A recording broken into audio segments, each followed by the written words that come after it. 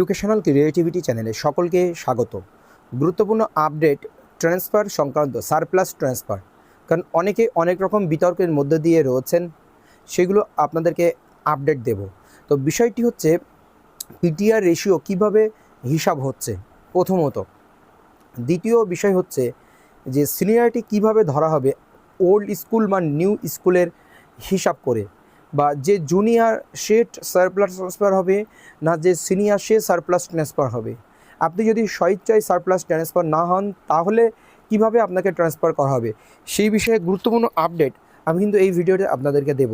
তো চলুন দেখে নিই। পিটিআর রেশিও মেনটেন করতে হবে। সারপ্লাস ট্রান্সফার নিয়ে একটি বিগ আপডেট, একটি মিটিং সারসংক্ষেপ রয়েছে। সেই মিটিং সারসংক্ষেপে কী উঠে এসেছে পুরো বিষয়টি আপনাদেরকে জানাবো, আর পিটিআর রেশিওর বিষয়টিও আপনাদেরকে জানাবো। চলুন আমরা এক এক করে দেখে নিতে থাকি। তো প্রথমেই আপনারা দেখুন পিটিআর রেশিওটা কীভাবে হিসাব হয়, সেই বিষয়টা আগে একটু জানা দরকার আপনাদেরকে, কারণ এই বিষয় নিয়ে অনেকেই বিতর্ক রয়েছেন। দেখুন, এটা 2009 আরটি অ্যাক্ট অনুযায়ী এটি ছিল নর্থ চব্বিশ পরগনা ডিপিএসসির ক্ষেত্রে হলেও সমস্ত ডিপিএসসির ক্ষেত্রে একই বিষয়। এটি 25/11/2021 সালে ছিল। তো এখানে একটি বিষয় আপনাদেরকে দেখাই, আপ টু 60 স্টুডেন্ট পর্যন্ত নাম্বার অফ টিচার দুটি প্রয়োজন। পার্মানেন্ট টিচার, এখানে পার্মানেন্ট টিচারের কথা বলা হচ্ছে, এখানে প্যারা টিচারের কথা বলা হয়নি। প্রথম ক্ষেত্রে 61 থেকে 90 জন স্টুডেন্ট হলে 3 জন টিচারের প্রয়োজন, ইনক্লুডিং প্যারা টিচার।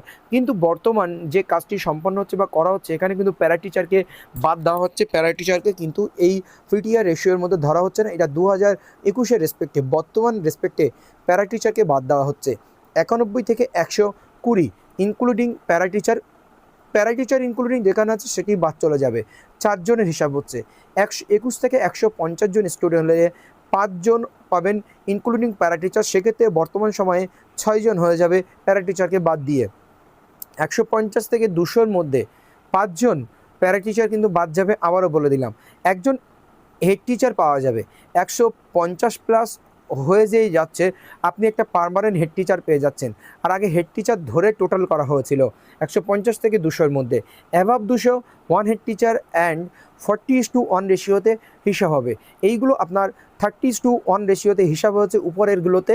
আর যখন 200 স্টুডেন্ট ক্রস করে যাবে তখন 40:1 রেশিওতে হিসাব হবে।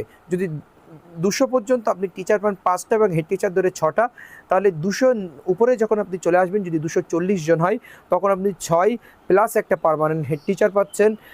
সেই হিসাবে বা 40:2 রেশিওতে 30 রেশিও দিয়ে 40 রেশিওতে হিসাব হবে। এটা হচ্ছে 2009 আরটি অ্যাক্ট 25/11/2021-এর হিসাবে ইনক্লুডিং প্যারা টিচার ছিল। কিন্তু এই যে সারপ্লাস ট্রান্সফার শুরু হচ্ছে, এখানে কিন্তু প্যারা টিচার বাদ দিয়ে।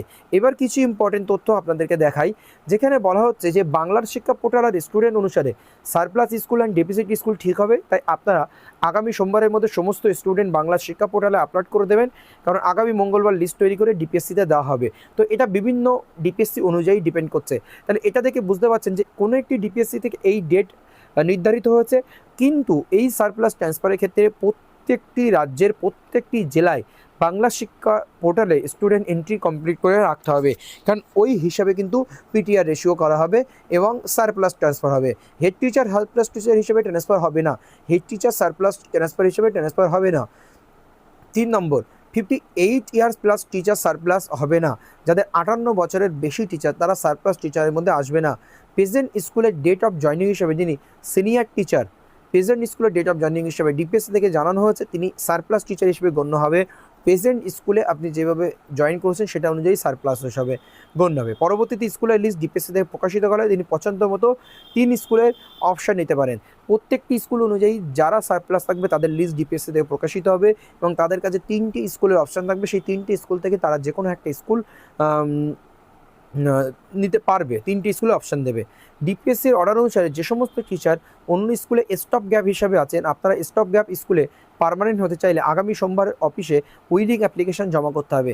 বিষয়টি দেখুন, ধরুন কোনো স্কুলে এর আগে 2টি টিচার ছিল কিন্তু স্টুডেন্ট ছিল 100+, সেখানে আরও 2টি কি 1টি টিচারের প্রয়োজন, যাতে গ্যাপ না চলে যায়, স্টপ গ্যাপ না আসে, পড়াশোনার ক্ষতি নেই। তার জন্য পাশের স্কুল থেকে একটা টিচার দেওয়া হয়েছিল, কি 2টো টিচার দেওয়া হয়েছিল, যাতে ওই স্কুলটা ভালোভাবে রান করে।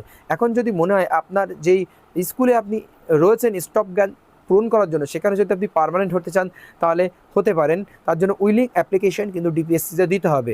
সারপ্লাস টিচার রেশনালাইজেশন সংক্রান্ত নির্দেশাবলী বিজ্ঞপ্তি আকারে যেটি প্রকাশ হয়েছিল, সেই ক্ষেত্রে জিরো এনরোলমেন্ট স্কুলগুলোকে আগে করা হবে 17/7/2026 মধ্যে। এটা কিন্তু আপনারা জানেন। দ্বিতীয় ধাপে ওটা একটা নির্দিষ্ট জেলা, এটা উত্তর 24 পরগনা জেলার ক্ষেত্রে। এবং দ্বিতীয় ধাপে কি, যে সকল শিক্ষক সে ইতিমধ্যে চক্রান্ত করতো কোনো বিদ্যালয়ে এসআই বা ডিপিএসসি অর্ডার বলে ডেপুটেড টিচার, ওই স্টাফ গ্যাপ পূরণ করার জন্য ডেপুটেড টিচার ছিলেন।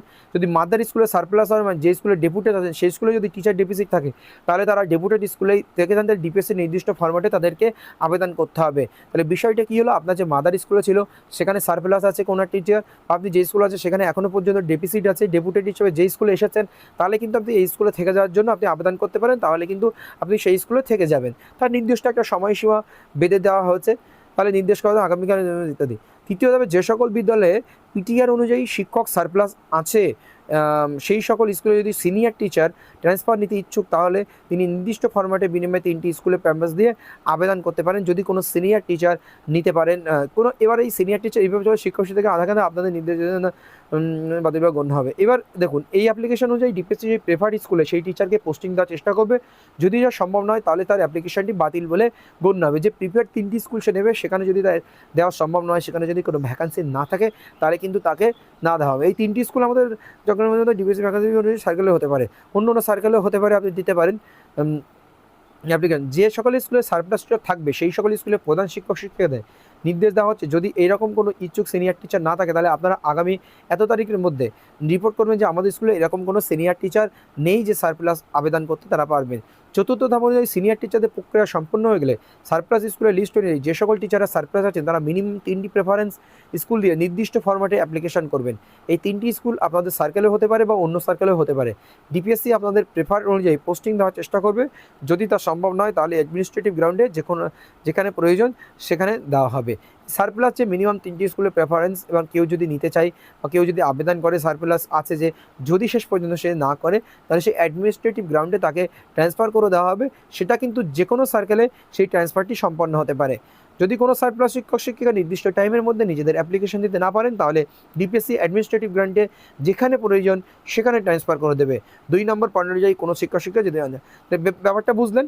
আপনি ধরুন সারপ্লাস টিচার, আপনি যদি আবেদন না করেন, তাহলে কিন্তু আপনাকে যে কোনো জায়গায় ট্রান্সফার করে দিতে পারেন। তো এই হচ্ছে আপডেট। পরবর্তী আপডেট আসলে অবশ্যই আপনাদেরকে দেওয়া হবে। ধন্যবাদ।